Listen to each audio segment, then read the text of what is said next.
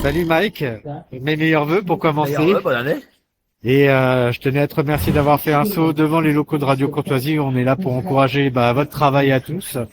Et je souhaitais un petit peu que tu me dises un petit peu comme une sorte de bilan de l'année 2025. Qu'est-ce que tu penses au niveau politico-médiatique de ce que tu as vu dans le mainstream et en même temps ce que tu vois de l'espoir avec ce qui se passe dans l'alternative avec des gens comme toi et bien d'autres médias.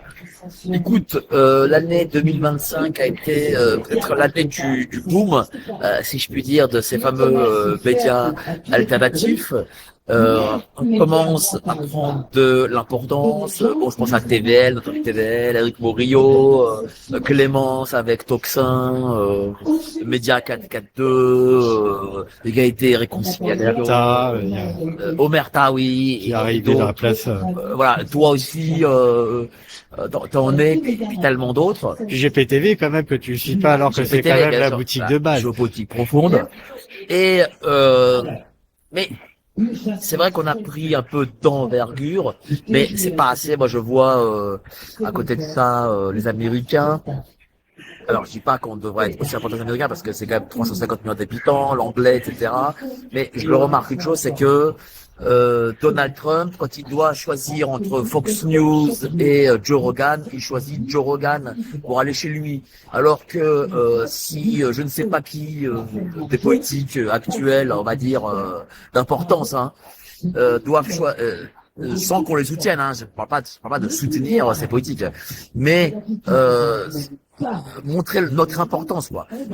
Lorsque ces politiques doivent choisir entre TF1 et géopolitique profonde, eh ben ils choisiront TF1. Ça veut dire qu'on n'a pas encore réussi la bascule d'être plus important que les médias du système. Est-ce qu'il n'y aurait pas un modèle un peu à la Thinkerview qui fait presque ce que font ces Américains-là? C'est-à-dire qu'ils ont à la fois du mainstream et en même temps du dissident, mais que les gens qui viennent chez eux savent qu'ils vont être bouffés d'une façon ou d'une autre. Que ça peut être par exemple, je sais pas, tu prends Assino et Rachida Dati, s'ils vont sur chez Bah, quand même Thinkerview, ils c'est ce savent que ça va être dur. c'est ce qu'on veut, nous, c'est ce qu'on veut mettre en place. Et pour moi, Thinkerview, sans faire injure, ça reste le système sur Internet, un peu comme Hugo Décrypte. Même bon, même si c'est pas Hugo Décrypte, mais bon, ça reste encore trop ça. Moi, je pense qu'on doit vraiment créer un monde alternatif qui, au final, qui copera le système. On doit avoir cette ambition, pas juste être alternatif pour vivre notre petite vie à côté. Non, nous, notre objectif, si le système reste comme il est et nous prenons de l'ampleur et que nous vivons notre petite vie, on sera toujours pris en main par le système parce qu'en France, comme en Amérique, on ne peut pas vivre, enfin, l'État ne te permet pas de vivre sans sa présence.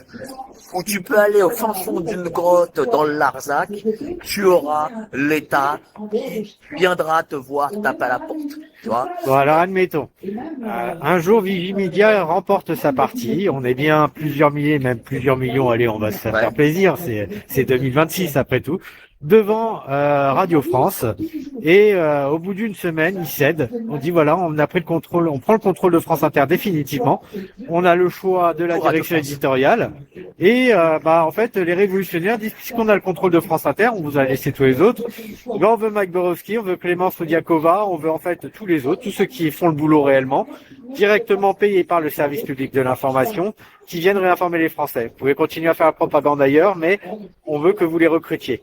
Toi déjà, t'acceptes ou pas? Si tu sais que c'est... Moi, je vais te dire que non, et je vais te dire pourquoi. Avec l'âge, je pense que je suis devenu de plus en plus anarchiste. Mais vraiment, hein, je suis vraiment, je ne veux pas m'acoquiner avec le système, l'État, mais etc. si c'est pour informer les Français dans leur Même autre pour radio... le bien, si je puis dire, je suis trop dans. Tu sais, je vais te dire une chose. J'ai par exemple ces news qui des fois me disent ouais mec viens en plateau machin. Et j'ai jamais accepté. Pourquoi? Parce que je ne suis pas affilié au système. C'est soit l'un soit l'autre. C'est pas Jean-Claude Van Damme qui fait grand écart l'un et la c'est soit t'es un alternatif qui prend le pouvoir soit tu es pas alternatif, tu es dans le système. Mais alors comment les Américains, enfin, certains sont venus du mainstream et ont basculé. C'est comme ça qu'ils étaient connus. Mais d'autres, mais d'accord. par exemple, Joe Rogan, il n'est pas du mainstream. Alex Jones, Candace Owens, qu'on connaît plus ici. Et comment ces gens-là, à ton avis, ont réussi à construire un auditoire qui est conséquent? Ils ont réussi parce qu'ils sont allés beaucoup plus loin encore que nous le faisons dans les enquêtes, dans la dénonciation et aussi dans les solutions d'une réalité, dans des choses que l'on cache, dans des choses que les gens ne savent pas, tu vois. Je pense qu'on ne prend pas, nous, dans notre ensemble, assez de risques. Moi, je regarde un peu les autres, les confrères, même parfois même chez nous, on a certaines facilités où on a toujours les trois mêmes politiques qui viennent. Moi, je roule pas pour les trois politiques, hein. Je roule pour aucun des trois, tu vois. Moi, je ne cherche pas à ce que un journaliste. Moi, je ne cherche pas à ce que, en fait, on envoie un mec aux élections, parce que rentrer, par exemple, dans le système électoral comme il l'est actuellement, c'est en réalité devenir un mainstream. Tout ce qui est en lien avec le système actuel qui opprime, même avec une forme de naïveté, d'utopie, est un mauvais chemin. Bon, après, ça c'est mon avis. Après, de toute façon, t'as pas le choix que, ne serait-ce que pour refondre totalement le système d'une façon ou d'une autre, selon nos utopies que chacun aura pour sa part, il faudra quand même l'incarner. Donc c'est pas forcément par une question électorale, mais je veux dire, à un moment, il faut incarner le pouvoir pour le changer. Il faut que nous arrivions à l'incarner par le biais des outils techniques que l'on a avec nous, et pas par le biais des chaînes ou des télés, des journaux subventionnés. Je pense, parce que à un moment donné, il y a quand même Radio France, ça reste l'État. Les grandes chaînes de télé, tout ça, ça reste les milliardaires.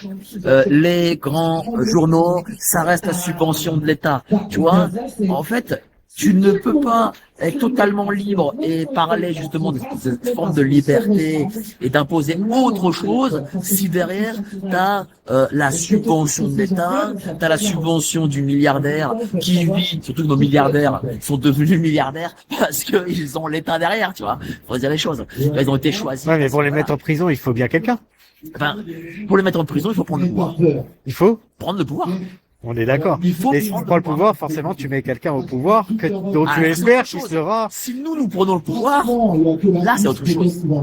Parce que toi, tu m'as parlé d'aller à France Inter et de rebaucher. Oui, mais après, faut prendre le pouvoir, franchement. C'est-à-dire que si c'est juste faire chier les grands médias, ça n'a aucun intérêt. Si en revanche, ça nous permet de reprendre ne serait-ce que le pouvoir médiatique qui peut déboucher sur le pouvoir politique, parce que malgré tout, c'est une forme de saut d'étape qui est assez cohérente.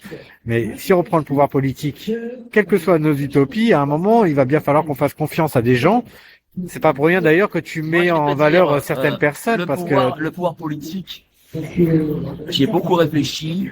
On le prendra si derrière il y a effondrement du système. Comment il peut y avoir effondrement du système? Nous ne le ferons pas s'effondrer, ça j'en suis sûr aujourd'hui. Nous n'arriverons pas à le faire parce que on n'a pas la masse, on n'a pas les moyens. Les gens sont, surtout en France, ils sont beaucoup trop politiquement corrects. Moi, j'interroge énormément de gens dans la rue et tout. Ils sont encore trop matrixés. En fait, nous pourrons prendre, et puis en plus, il y a les forces armées qui sont encore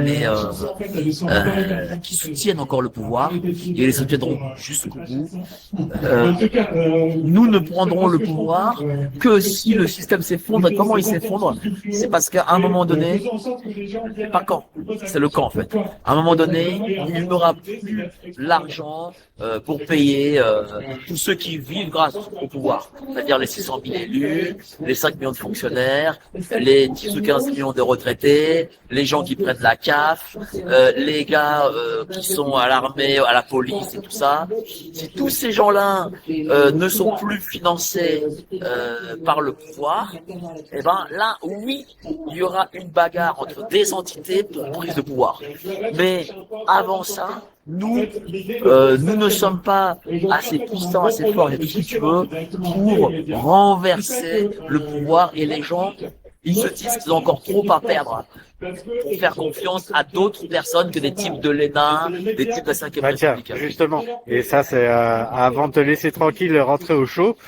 Rapidement dit, 3 actualités, 3 faits signifiants d'avenir et plutôt effrayants. Tu retiendrais l'année 2025 et qu'est-ce que tu souhaites en 2026 qui soit beaucoup plus positif que les 3 faits qui t'ont le plus fait peur? Bah, écoute, l'année 2026, j'espère déjà que le 5 janvier, Brigitte Macron perde son procès. Là, Ouais. ce serait cool. Tu vois, ce serait une bonne première nouvelle. Le 5 janvier. Ensuite, Que les tracteurs le lendemain soient soient suivis. écoute, moi j'espère que l'effondrement dont je te parle arrive très vite, quoi. Qu'il arrive 2026, je pense que ce sera un peu trop tôt, mais sait-on jamais. Tu sais, on ne sait pas quand le grain de sable fera s'arrêter la machine. Voilà. Et Mais donc, moi, je le dis, moi, plus tôt cette machine s'arrêtera, et plus tôt nous ferons sortir tous les mecs qui sont à nos têtes. et donc 3 actualités de l'année 2025 que tu as relatées qui pour toi étaient très mauvais signe, des gros nuages noirs Contre nous, ouais, euh, sans vouloir t'influencer parce j'en qu'il y ai en avait beaucoup. Hein. j'en ai surtout un Ouais. qui me paraît excessivement important, c'est la confirmation qu'il y aura, si on le laisse faire, la guerre de l'Ultron. Je suis d'accord avec toi. Je te remercie beaucoup, Mike. Moi, je te remercie. Et puis, on te souhaite le meilleur pour 2026 et que la réinformation que tu livres avec tes petits camarades se poursuive. Et nous, on fera notre travail pour essayer de renverser ce foutu système. Allez, à Merci. bientôt. Salut. Média.